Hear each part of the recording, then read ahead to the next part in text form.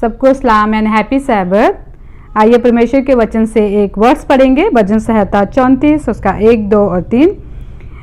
मैं हर समय यहोवा को धन्य कहा करूँगा, उसकी स्तुति निरंतर मेरे मुख से होती रहेगी। मैं यहोवा पर घमंड करूँगा, नम्र लोग ये सुनकर आनंदित होंगे। मेरे साथ यहोवा की बड़ाई करो और आओ हम मिलकर उसके नाम की स्तुति करें। आमीन।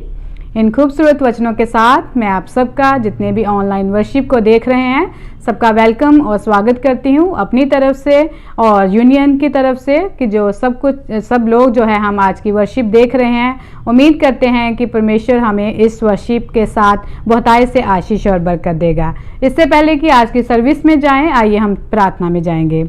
हमारे स्वर्गीय परमेश्वर, हमारे पिता, हम एक बार फिर से आपका धन्यवाद देते हैं पिता कि आपने ये साबत का दिन हमारी ज़िंदगी में दिया। आपने गुजरे समय में पूरा हफ्ता भर हमें संभाल के रखा, आज का दिन दिया ताकि हम आपके नाम को ले सकें। पिता धन्यवाद करते हैं पिता इस साबत के लिए।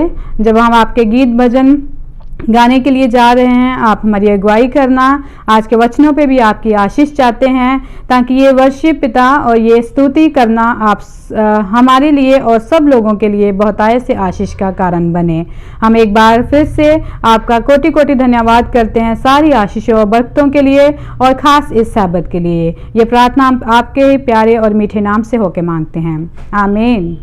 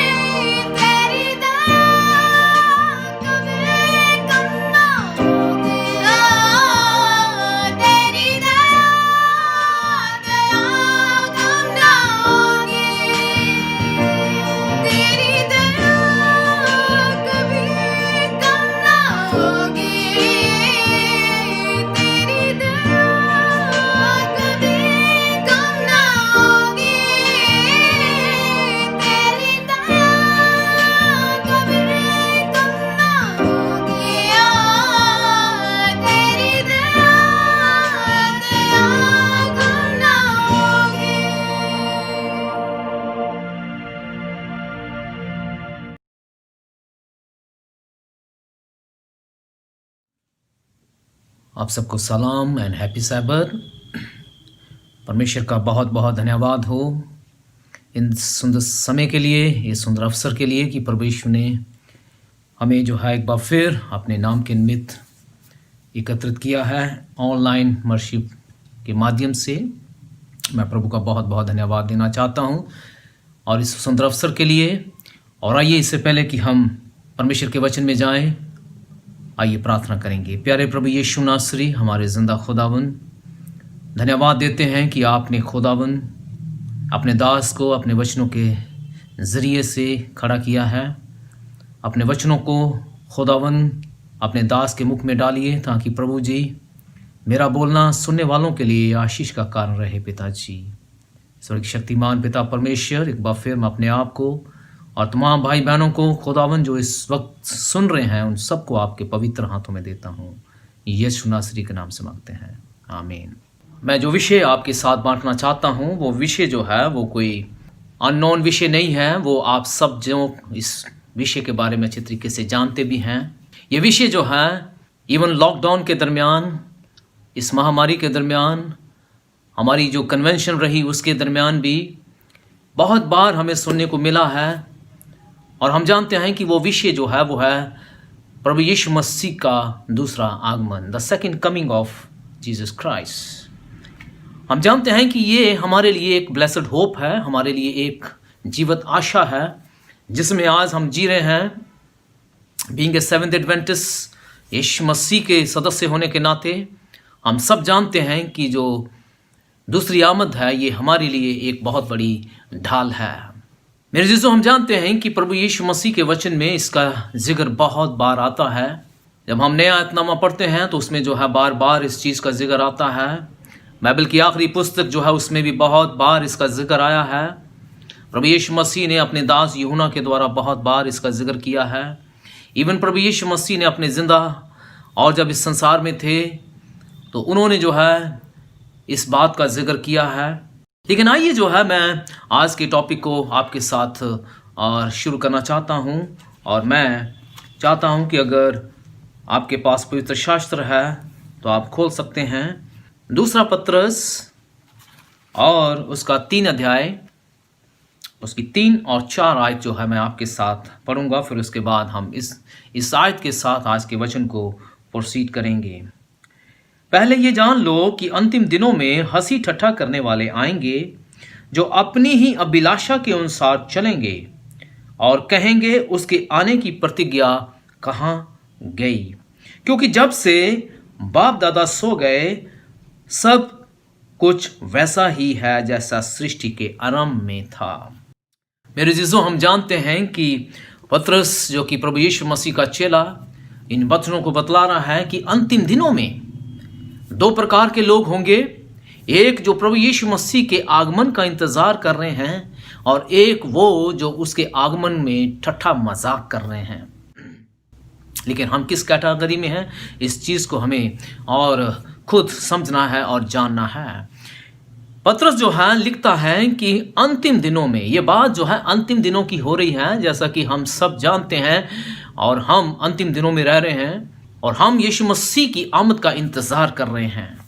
पतरस कहता है कि अंतिम दिनों में हंसी ठट्ठा मजाक करने वाले आएंगे और कहेंगे कि उसके आने की प्रतिज्ञा कहाँ गई। जब से बाप दादा सो गए हैं सब कुछ वैसा ही है। जो आज बहुत से लोग जो हैं क्वेश्चन कर रहे होंगे, जिनकी उम्र जो है 80 साल 90 साल होगी, शायद जो है वो कह रहे होंगे कि शायद जो है, और हम अपने पादरियों से, कितने पादरी जो है हमारे चर्च में आए जो प्रचार करते थे कि यीशु मसीह आएगा, लेकिन नहीं आया।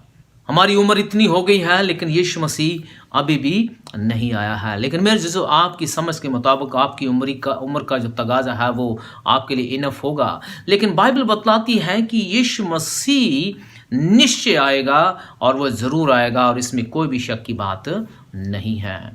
अंतिम दिन की जब हम बात करते हैं तो इसमें जो है और 2 ग्रुप आ गए हैं। एक तो वो जो उसकी प्रतिज्ञा पर भरोसा रखते हैं, एक वो जो उसकी प्रतिज्ञा का मजाक उड़ाते हैं। लेकिन मेरे जो आइए जो है हम देखते हैं कि क्या ये बात सत्य है कि प्रभु यीशु मसीह जरूर आएंगे। आइए उन तमाम जो है बातों को हम थोड़ा आज डिस्कस करेंगे और I will share with you 3 points और 3 बातें जो है मैं आपके साथ शेयर करना चाहता हूं। और पहला जो वाक्य है, पहली बात जो है वो ये है कि अगर आप यूहन्ना की पुस्तक पढ़ें तो यूहन्ना और उसका 14 अध्याय gospel of John chapter 14 versus 1 to 4, वहां पर इस तरीके से लिखा है, बहुत फेमस आयत है, इसके बारे में हम अच्छे तरीके से जानते भी हैं, बहुत से लोग इसको बाई हार्ट और बोल सकते हैं। तुम्हारा मन व्याकुल ना हो, परमेश्वर पर विश्वास रखो और मुझ पर भी विश्वास रखो। मेरे पिता के घर में बहुत से रहने के स्थान हैं, यदि ना होते तो मैं तुमसे कह देता, क्योंकि मैं तुम्हारे लिए जगह तैयार करने जाता हूँ। और यदि जाकर तुम्हारे लिए जगह तैयार करूँ तो फिर आकर तुम्हें अपने साथ ले जाऊंगा, जहां मैं रहूं वहां तुम भी रहो। मेरे जो हम देखते हैं कि ये बहुत खूबसूरत आयत है जो हम कलाम मुकद्दस में पढ़ते हैं, यूहन्ना गॉस्पेल ऑफ जॉन चैप्टर 14 में, कि तुम्हारा मन व्याकुल ना हो। जब हम इस आयत को पढ़ते हैं, जब हम इस चैप्टर को पढ़ते हैं, तो क्यों प्रभु यीशु मसीह ये बातें हमें कह रहा है कि तुम्हारा मन व्याकुल ना हो? इसलिए कि अंतिम समय में ऐसे भरमाने वाले लोग, ऐसी भरमाने वाली आत्माएं आपके पास आएंगी जो आपको डिस्करेज करेंगी और आपको शोकित करेंगी।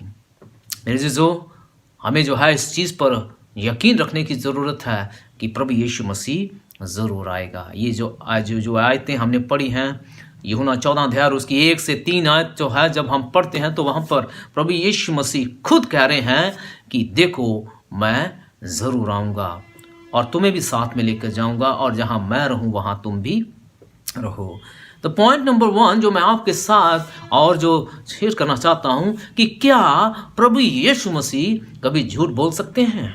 नेवर, कभी नहीं, क्योंकि प्रभु यीशु मसीह कभी झूठ नहीं बोलते हैं। और यहाँ पर भी जो बात कही है गॉस्पेल ऑफ जॉन के द्वारा और यूहन्ना के द्वारा, और हम देखते हैं कि ये खुद प्रभु यीशु मसीह ने कही है, और प्रभु यीशु मसीह कभी भी झूठ नहीं बोल सकते हैं। उसकी आमद जो है वो निश्चय है। मेरे जीजो, हम जानते हैं कि ये हमें सत्य मानने की ज़रूरत है कि प्रभु यीशु मसीह ने अपने और मिनिस्ट्री लाइफ में जब वो इस धरती पर आए एक मनुष्य के रूप में, तो उन्होंने जो है बड़ी अथॉरिटी के साथ और बड़े विश्वास के साथ हमें ये दिलासा दिया है कि नहीं, तुम परमेश्वर पर विश्वास रखते हो और मुझ पर भी विश्वास रखो। जो हम जानते हैं कि आज लोग जो है विश्वास में कमज़ोर हो रहे हैं। हमारा विश्वास प्रभु यीशु मसीह की आमद के लिए बहुत दृढ़ होना चाहिए, क्योंकि यीशु मसीह की आमद बहुत ही निकट है। ये मेरे जीजो, हम जानते हैं कि ये सत्य वचन है, क्योंकि प्रभु यीशु मसीह जब भी बोलते हैं वो झूठ नहीं बोलते हैं, क्योंकि वचन में लिखा है यूहन्ना उसका 6 अध्याय में कि मार्ग और सत्य और जीवन मैं हूँ, और ट्रूली ट्रूली आई से टू यू, और मैं तुम्हें सत सत कहता हूँ। प्रभु यीशु मसीह कभी झूठ नहीं बोलते हैं मेरे जीजो। अगर यीशु मसीह झूठ बोलते हैं तो आज मेरा और आपका विश्वास कमज़ोर है, क्योंकि यीशु मसीह सत्य वचन है और यीशु मसीह सच बोलता है और सच उसकी पहचान है। और आज मेरे जीजो, हमें इस चीज़ को ध्यान में रखने की ज़रूरत है कि प्रभु यीशु मसीह खुद ये कहते हैं कि मैं शीघ्र आने वाला हूँ। यहाँ पर एक जगह नहीं है, और भी बहुत बहुत अलग जगह पर है, लेकिन और मैं चाहूँगा कि यही वचन जो है हमारे लिए बहुत ही ज़रूरी है, और ये आयत हमें स्ट्रॉन्ग करती है, मजबूत करती है कि यीशु मसीह निश्चय आएंगे। दूसरी बात जो मैं आपके साथ शेयर करना चाहता हूँ, और प्रेरितों के काम बुक ऑफ एक्ट्स में, और प्रेरितों के काम और उसका पहला अध्याय और उसकी 11 आयत जो है मैं आपके साथ पढ़ना चाहता हूं। और उसने कहा, हे गलीली पुरुषों, तुम खड़े आकाश की ओर क्यों देख रहे हो? यही यीशु जो तुम्हारे पास से स्वर्ग से उठा लिया गया है, जिस रीति से तुमने उसे स्वर्ग को जाते देखा है, उसी रीति से वो फिर आएगा। आमीन। प्रभु के इन वचनों को और हम जब पढ़ते हैं तो मेरे जीजो, यहाँ पर दूसरा एविडेंस है, दूसरा और हमारे पास प्रूफ है, सबूत है कि यीशु मसीह निश्चय आएगा। और वो ये है कि यहाँ पर हम सब जानते हैं कि प्रभु यीशु मसीह की जब मृत्यु हुई उसके बाद उनका जी उठना हुआ। 40 दिन तक वो अपने शिष्यों के साथ रहे और इस धरती पर रहे। फिर उसके बाद जो है वो और आसमान पर उठा लिए गए। सो मेरे जिज़ो, हम जानते हैं कि जब वो आसमान पे उठा लिए गए और जब वो अपने शिष्यों से बातचीत कर रहे थे, बाइबल कहती है कि वो देखते ही देखते और उनके सामने से ऊपर को उठाना शुरू हो गए और देखते ही देखते वो अलोप हो गए। लेकिन स्टिल फिर भी वो बादलों की ओर देख रहे थे। और वहां पर बाइबल में लिखा है कि फिर क्या हुआ, पुरुषों ने आकर, जिन्होंने सफेद वस्त्र पहने हुए थे, 2 पुरुष जिन्होंने सफेद वस्त्र पहने हुए थे, उन्होंने आकर कहा कि हे गलीली पुरुषों, तुम आकाश की ओर क्या देख रहे हो? यही यीशु जिस रीति से आपने इसे जाते देखा है, उसी रीति से आप उसे आते भी देखोगे।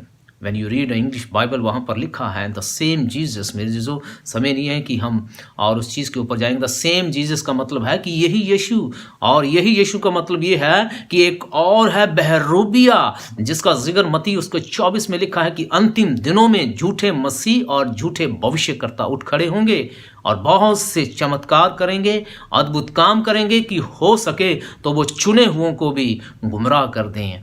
The false Christ, He will appear before his second coming। मेजो, और ये हो भी रहा है।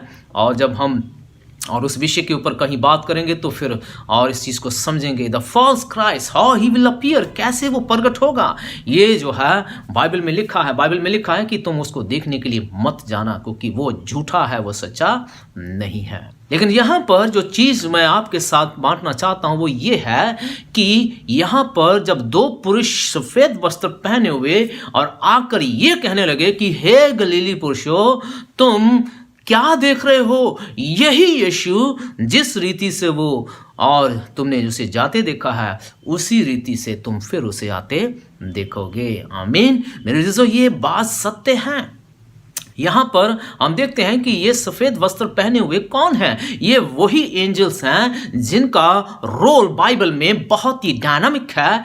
और हम जानते हैं कि और देयर आर 2 एंजल्स, और 2 जो फरिश्ते हैं बाइबल में जिनका नाम अक्सर हम और देखते हैं। एक तो जिब्राइल फरिश्ता और दूसरा मिकाइल फरिश्ता, एंजल गैब्रियल एंड माइकल। सो मेरे जिसम हम देखते हैं कि जिब्राइल फरिश्ता जो कि खुशखबरी का पैगाम लेकर आता है, माइकल जो कि उनके लोगों के लिए खड़ा होता है। बहुत अद्भुत रोल है फरिश्तों का बाइबल में। हम देखते हैं कि प्रभु यीशु मसीह के वचन में लिखा है कि जब मरियम और प्रेग्नेंट हुई और प्रेग्नेंट होने से पहले जब फरिश्ता उसके पास अपीयर हुआ कि तू गर्भवती होगी, और बतलाता है कि वो भयभीत हो गई, लेकिन उसको पता था कि this is the plan of God, और उसने एक्सेप्ट किया कि अगर ये परमेश्वर की ओर से है तो मैं इसको मान लेती हूँ। जिसके साथ उसकी एंगेजमेंट हुई थी, जोसेफ के साथ, बाइबल में लिखा है कि उसने, धर्मी पुरुष ने चाहा कि मैं अभी इसको और बदनाम नहीं करना चाहता हूँ और मैं चुपके से अपनी एंगेजमेंट को तोड़ डालूंगा। लेकिन फरिश्ते ने आकर फिर जो है सपने में उससे दर्शन ने कहा कि उसको अपनी पत्नी बनाने से मत डर, क्योंकि जो बच्चा उसकी गोद में है और गर्भ में है वो पवित्र आत्मा की ओर से है। उसने भी उस चीज़ को एक्सेप्ट कर लिया। फिर हम देखते हैं कि फरिश्तों का रोल जो है और भी अलग है। जब यीशु मसीह की मृत्यु हुई और जब उसको कब्र में रखा गया, जब हफ्ते के पहले दिन जब मरियम मगदलिनी जब कब्र को देखने गई, हम धन्यवाद देते हैं परमेश्वर का। जब हम ऑल होली लैंड टूर के लिए गए 2018 में पूरे परिवार के साथ, तो वहाँ पर हमें और उन सारी जगहों को देखने के लिए अवसर मिला और उस कब्र को भी देखा। यहाँ पर प्रभु यीशु मसीह को और मरने के बाद रखा गया था। वचन बतलाता है कि जब अर्ली मॉर्निंग हफ्ते के पहले दिन जब मरियम मगदलिनी वहां पर गई, तो उन्होंने क्या देखा कि सफ़ेद वस्त्र पहने हुए 2 पुरुष जो हैं वहां पर कह रहे हैं कि तुम जिंदे को मुर्दों में क्यों ढूंढ रहे हो? वो यीशु जो मारा गया था वो जी उठा है। फिर फरिश्तों का जो रोल है वो बहुत ही अद्भुत है। फरिश्ते कभी झूठ नहीं बोलते हैं। जो यूहन्ना जो कि यीशु मसीह को जिसने बपतिस्मा दिया, यूहन्ना जो कि एलिज़ाबेथ के द्वारा, जकरिया के द्वारा पैदा हुआ, जकरिया जो कि एक मंदिर की सेवा करने वाला सदस्य, जब जिब्राइल फरिश्ते ने उसको आके ये पैगाम दिया कि तू और एक संतान को देखेगा। और वचन बतलाता है कि फिर उस जकरयाह ने, जो परमेश्वर का और भय मानने वाला, जो उसकी मंदिर की सेवा करने वाला, उसने जो है उस बात को सत्य नहीं माना। लेकिन उसका हजराना क्या हुआ? बाइबल में लिखा है कि लूका की पुस्तक में कि फिर उसको कहा गया कि अभी तूने परमेश्वर के वचन को सत्य नहीं माना है, इसका परिणाम ये होगा कि जब तक बच्चा पैदा नहीं होगा तब तक तू अपने कंठ में से एक भी आवाज नहीं निकाल सकता। He became mute, और वो जो है एकदम गूंगा हो गया और वो नहीं बोल पाया। जब जूना पैदा हुआ तो जब नाम रखने की बात आई तो उसके सामने स्लेट रखी गई और उसका मुख उस समय खुल गया। सो माय डियर, हम देखते हैं कि परमेश्वर के जो दूत है वो एक स्पेशल पैगाम के साथ भेजे जाते हैं। प्रभु यीशु मसीह के ये दूत जो और गलीली पुरुषों को कह रहे हैं कि यही यीशु जिस रीति से तुमने जाते देखा है उसी रीति से तुम उसे वापस आते भी देखोगे। आमीन। मेरे जीजों, मैं आपको बताना चाहता हूं कि फरिश्ते जो है वो कभी झूठ नहीं बोलते हैं। नंबर 1, यीशु मसीह कभी झूठ नहीं बोलता है। नंबर 2, फरिश्ते जो है कभी झूठ नहीं बोलते हैं। ये बात सत्य है। इस चीज को हमें 100% जो है हमें यकीनी तौर पर मानने की जरूरत है कि हमारा खुदावन, हमारा मसीहा, जिसका हम इंतजार कर रहे हैं, जिसके एडवेंट में हम शामिल हो चुके हैं, जिसके इंतजार में हैं हम, वो निश्चय आएगा। This is a satanic act. ये शैतानी मुद्दा है जो आपके विश्वास को और मेरे विश्वास को कमजोर करना चाहता है, और वो बार बार ये दस्तक देता है लोगों के मनों में। इस कंसेप्ट को आपके मन से, मेरे मन से दूर करना चाहता है कि यीशु मसीह नहीं आएगा। वो शुरू से ही झूठ बोलता आया है और वो बोलता रहेगा। प्रभु का वचन में लिखा है कि वो निश्चय आएगा। फरिश्तों ने कहा था कि यीशु मसीह जरूर आएगा। आमीन। सो ये है दूसरा एविडेंस कि जो फरिश्तों के द्वारा डिक्लेयर किया गया है कि यीशु मसीह निश्चय आएगा। तीसरी बात जो मैं आपके साथ बांटना चाहता हूं वो है इब्रानियों की पुस्तक 9 अध्याय उसके 28 आयत में। इब्रानियों की पुस्तक book of Hebrew chapter 9 verse 28, वहां पर लिखा है, वैसे ही मसीह भी बहुतों के पापों को उठा लेने के लिए एक बार बलिदान हुआ, और जो लोग उसकी बाट जोते हैं उनके उद्धार के लिए दूसरी बार बिना पाप उठाए दिखाई देगा। आमीन। इन वचनों पर आशीष हो। सो मेरे जीजों, हम देखते हैं कि द थर्ड एविडेंस, द तीसरी बात जो मैं आपके साथ बांटना चाहता हूं वो ये है कि यीशु मसीह का आना निश्चय है। क्यों? क्योंकि उसका जो फर्स्ट आगमन है और वो इस बात की गवाही देता है। मेरे जीजों, हम सब जानते हैं कि प्रभु यीशु मसीह आज से 2020 साल पहले बैतलहम में पैदा हुए, नासरत में पले बढ़े और यरूशलेम में मौत के घाट उतारे गए।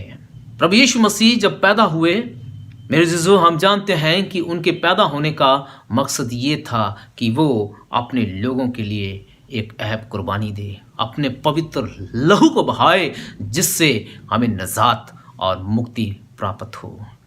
बहुत ज़रूरी था उसकी मृत्यु, उसका मरना हमारे लिए बहुत ही ज़रूरी था जीजों, और इस बात को हमें ध्यान में रखने की ज़रूरत है। इसलिए इब्रानियों की पुस्तक में साफ लिखा हुआ है, क्योंकि वैसे ही मसीह बहुतों के पापों को उठाने के लिए एक बार बलिदान हुए। यीशु मसीह बलिदान हुए हैं, और जो उसका इंतज़ार कर रहे हैं उनके लिए वो दूसरी बार प्रकट होगा। आमीन। सो मेरे जीजों, हम जानते हैं कि प्रभु यीशु मसीह दूसरी बार प्रकट जरूर होंगे। अगर प्रभु यीशु मसीह और दूसरी बार प्रकट हो रहे हैं तो इसका मतलब है कि उसका जो पहला जो आगमन था वो इस बात का प्रूफ था, इस बात का परिणाम था, प्रतीक था कि सच में निश्चय वो आएंगे। अगर वो पहले आए थे और अभी भी जरूर आएंगे। आमीन। This is a blessed hope for us. मेरे जीजों, ये हमारे लिए बहुत बड़ी आशा है। लेकिन आज जो है मैं चंद बातें आपके साथ और भी शेयर करना चाहता हूँ। दिस आर 3 स्ट्रॉन्ग पॉइंट, ये 3 मजबूत पॉइंट है, पहली बात कि प्रभु यीशु मसीह ने खुद अपनी ज़बान से इस बात को हमें बतलाया है कि मैं ज़रूर आऊँगा और तुम्हें भी साथ लेकर जाऊँगा। फरिश्तों ने जो है प्रेरितों के काम उसका पहला अध्याय और उसकी 11 आयत में डिक्लेयर किया है कि यही यीशु जिस रीति से तुमने उसे जाते देखा है उस रीति से फिर वापस आएगा। इसका मतलब है कि फरिश्ते कभी झूठ नहीं बोलते हैं। एंड द थर्ड पॉइंट ये बतलाता है कि यीशु मसीह का पहला आगमन अगर सत्य था, अभी दूसरा आगमन भी सत्य है। हम सब जानते हैं कि प्रभु यीशु मसीह जब पहले आए और उनकी भविष्यवाणी यशायाह नबी के द्वारा, डैनियल के द्वारा, मीका नबी के द्वारा और भी अलग अलग नबियों के द्वारा, भविष्यकर्ताओं के द्वारा बता दी गई थी और एग्जैक्टली और जैसे भविष्यवाणी हुई थी उसी के मुताबिक प्रभु यीशु मसीह आए भी। अगर प्रभु यीशु मसीह भविष्यकर्ताओं की भविष्यवाणी के मुताबिक आ सकते हैं और वही यीशु जो खुद इस धरती पर था और वो खुद कहता रहा कि मैं जाऊंगा और फिर वापस आऊंगा। मेरे जो हम जानते हैं कि मत्ती की पुस्तक को उसका 24 अध्याय जब हम पढ़ते हैं, 25 अध्याय is all full of his second coming science, पूरा जो है उसके आने के चिन्हों के बारे में बयान किया है। लूका उसका 21 अध्याय में जब हम पढ़ते हैं तो वो भी सारे चिन्ह हैं कि यीशु मसीह कैसे आएगा। जब जैतून पर्वत पर प्रभु यीशु मसीह अपने शिष्यों के साथ बात कर रहे हैं कि मेरे आने का और इस जगत के अंत का चिन्ह क्या होगा। मेरे जीजों, मैं आपको बताना चाहता हूँ कि प्रभु यीशु मसीह ज़रूर आएगा। अगर आप मेरे साथ सहमत हैं तो ज़रूर आप कह सकते हैं आमीन। मेरे जीजों, प्रभु यीशु मसीह का आना जो है बहुत ही और आवश्यक है, वो ज़रूर आएगा। लेकिन ये बात हमें ध्यान में रखने की ज़रूरत है कि जो यीशु मसीह का आगमन पहले आगमन में और अब के आगमन में बहुत फ़र्क है। मैं इतना कह सकता हूँ कि जितना ज़मीन और आसमान का फ़र्क है उतना ही उसके पहले और उसके अब के आने में फ़र्क है। क्योंकि पहले प्रभु यीशु मसीह आए थे तो वो केवल पापियों के लिए आए थे, ये हम सब जानते हैं। लेकिन अभी जब यीशु मसीह आएगा वो पापियों के लिए नहीं बल्कि धर्मी लोगों के लिए आएगा। ये बाइबल बतलाती है मेरे जीजों, इस बात को हमें सत्य मानने की ज़रूरत है। अभी यीशु मसीह जब आएंगे तो वो कोई एक बालक के रूप में पैदा होकर या और मिनिस्ट्री करने के लिए नहीं आ रहे हैं, अपना खून बहाने के लिए नहीं आ रहे हैं और कुर्बान होने के लिए नहीं आ रहे हैं। लेकिन अभी वो लोग जो उसकी उड़ीक में हैं उनको लेने के लिए आ रहे हैं। आमीन। मेरे जीजों, इस चीज़ को हमें ध्यान में रखने की ज़रूरत है। कहीं ऐसा ना हो कि हम उस बहरूबे के जाल में फंस जाएं और उस कॉन्सेप्ट को अपने दिमाग से जो है हम हिला दें और अपने दिमाग से निकाल दें कि नहीं, यीशु मसीह नहीं आएगा। It's very easy to believe, ये बहुत ही आसान है कि हम ये कॉन्सेप्ट को अपने जीवन से दूर कर दें। लेकिन बाइबल कहती है कि यीशु मसीह ज़रूर आएगा। लेकिन मेरे जो एज ए रेमिनेंट पीपल और एक बकिया कलीसिया के सदस्य होने के नाते हम सब जानते हैं, हम जो है स्ट्रांगली बिलीव करते हैं सेकंड कमिंग के ऊपर। हम कोई सीक्रेट रैप्चर के ऊपर या छुपे हुए रहस्य के ऊपर हम विश्वास नहीं करते हैं। हम यीशु मसीह की उस अपीयरेंस के ऊपर विश्वास करते हैं कि वो महादूतों की आवाज़ के साथ, नगाड़े के साथ, ट्रम्पट साउंड के साथ वो आएगा और अपनी दुल्हन को साथ में लेकर जाएगा। इसमें कोई शक की बात नहीं है। लेकिन वी शुड नॉट बोस्ट।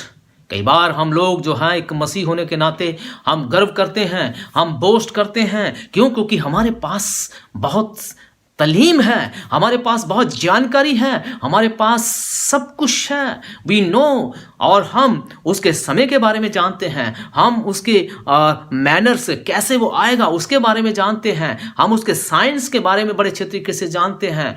हमारे पास एक चीज़ बहुत अहम है जो मैं आपके साथ रखना चाहता हूँ और वो उसको कहते हैं इंफॉर्मेशन। इन्फॉर्मेशन जो है हमारे पास है because we are a learn people. हम लोग जो है जाने हुए लोग हैं, बड़ी स्टडी करते हैं, बड़ा ज्ञान है मेरे जीजों। और ये भी ज्ञान है कि यीशु मसीह किस रीति से आएगा और कैसे आएगा, उसकी विधि क्या होगी और उसका समय क्या होगा, हम सब जानते हैं मेरे जीजों। हमारे पास इन्फॉर्मेशन है, लेकिन इन्फॉर्मेशन क्या हमारी ज़िंदगी में क्या लाती है? लेकिन एक चीज़ को हमें ध्यान में रखने की ज़रूरत है कि इन्फॉर्मेशन ब्रिंग्स ट्रांसफॉर्मेशन। हमारी जीवन में जो जानकारी है वो बदलाव आती है। ट्रांसफॉर्मेशन का मतलब होता है बदलाव, परिवर्तन। हमारे पास जानकारी है लेकिन परिवर्तन नहीं है, बदलाव नहीं है, सो उसका कोई भी फायदा नहीं है। फॉर इंस्टेंस, एक उदाहरण के तौर पर अगर हमें पता चल जाए कि हमारे शहर में कोई प्राइम मिनिस्टर आने वाला है, सो माय डियर, और वो शहर आपको वैसा नज़र नहीं आएगा, वो शहर एक बदला हुआ शहर नज़र आएगा। वो गलियां, वो मोहल्ला, वो स्ट्रीट और वो हर चीज़ जो है वो बदली हुई नज़र आएगी। May be you have seen this kind of incident. आपने देखा होगा आपके शहर में जब कोई मिनिस्टर, जो बड़ा अधिकारी, जो बहुत ही, और just we can say the Narendra Modi अगर आपके शहर में आने वाला है तो वो शहर वैसे का वैसा नज़र नहीं आएगा, वो इंटायरली चेंज होगा। साफ सफाई, साफ सुथरा, everything should be neat and clean. Same thing with the Lord Jesus Christ मेरे यीशु। आज हमारे जीवनों में इन्फॉर्मेशन तो आ जाती है, क्या ट्रांसफॉर्मेशन है हमारी ज़िंदगी में, ये जानना बहुत ही ज़रूरी है। चाहे हम प्रेसिडेंट हैं, चाहे हम डायरेक्टर हैं, चाहे हम और पादरी हैं, चाहे हम और डीकन हैं, चाहे एल्डर हैं, चाहे प्रिंसिपल हैं, चाहे anybody else, God requires transformation in our life. परमेश्वर हमारी ज़िंदगी में परिवर्तन देखना चाहता है। नो डाउट हमें बोस्ट करना चाहिए, क्योंकि बाइबल कहती है कि अगर कोई गर्व करना चाहता है तो वो इसी बात में करे कि वो प्रभु को जानता है। सब बोलेंगे आमीन। तो मेरे जीजो, ये भी हमारे लिए जानकारी है कि हम उसके आगमन के बारे में अच्छे तरीके से जानते हैं, लेकिन क्या हमारी जिंदगी में ट्रांसफॉर्मेशन है या नहीं है, बदलाव है या नहीं है, ये आज मेरे लिए और आपके लिए बहुत बड़ा सवाल है। क्योंकि ये समय, ट्रांसफॉर्मेशन का समय हमें दोबारा नहीं मिलेगा, बदलाव का समय हमें दोबारा नहीं मिलेगा। बाइबल में लिखा है कि प्रोविजन जब क्लोज हो गएगी, क्षमा का मौका बंद हो जाएगा, फिर उस समय कोई भी मौका नहीं होगा। जो मौका अभी है हमारे पास, जानकारी प्रभु ने हमें दे दी है, क्योंकि हम अंधेरे में नहीं हैं, हम उजाले में हैं, क्योंकि वचन उजाला है हमारे सामने, हम सब कुछ जानते हैं। My dear brothers and sisters, मेरे भाई और बहनों जो मुझे सुन रहे हैं, प्रभु की आवाज़ को सुन रहे हैं, तो मैं आज आपको एक सवाल के साथ छोड़ना चाहता हूँ। If you know the information, आप जानते हैं कि यीशु मसीह आ रहा है, पूरा विश्वास करते हैं, क्या आप उसके लिए तैयार हैं? Are you ready? क्या आप उसके आगमन के लिए तैयार हैं? ये जानना बहुत ही ज़रूरी है।